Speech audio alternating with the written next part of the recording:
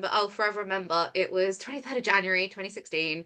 And they'd social services spent like all day trying to find me a placement, and it was absolutely awful. And at like half six at night, the social worker was then driving me into the middle of nowhere. Essentially, it can't even call it a village because it literally has a church, a post office, a set of swings and houses, and that's it. Nothing else, nothing more. It's actually the arse end of nowhere, in Essex. And as we were pulling up, I just remember the social worker turning around and being like, "You're not scared of dogs, are you?"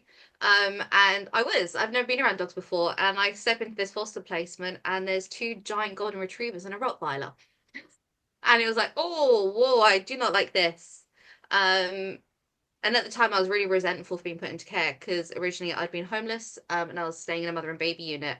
Not that I was pregnant or anything at the time. It was the only place they could house me.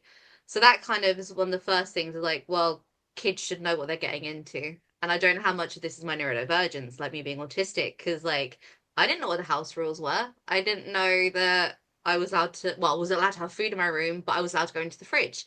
And I remember my foster mum being like, "Oh, you know you can have the snacks." I'm like, "Well, no, I don't know I can have the snacks. No one's told me I can have the snacks. I wasn't allowed snacks at home. I was given food when I was allowed to have food," kind of thing. Like, and that's one of the things I remember saying when I first joined the movement was like, well, actually, kids should get to have a pack of like what the rules are in the house. Are you allowed your shoes on around the house? Are you allowed to have music when you're in the bathroom? Like this sort of thing. And then the other thing for me, that really kind of sparked me wanting to join the movement, was when I was pregnant. I had to have a pre-birth assessment because I'm care experienced. There was no reason for me to have a pre-birth assessment about whether I'd be a fit mother or not.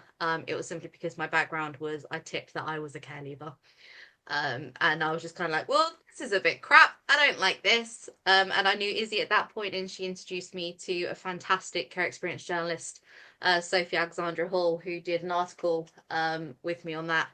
And nothing's changed. We had someone reach out to us recently about going through the same thing, which has sparked one of the projects we're currently doing at the movement. But it's just the injustice and the fact that, what, nearly 10 years on, 'cause I'm going to be 26 this year, so I was 16 at the time, it's still happening. There's still injustices in the system that shouldn't be happening.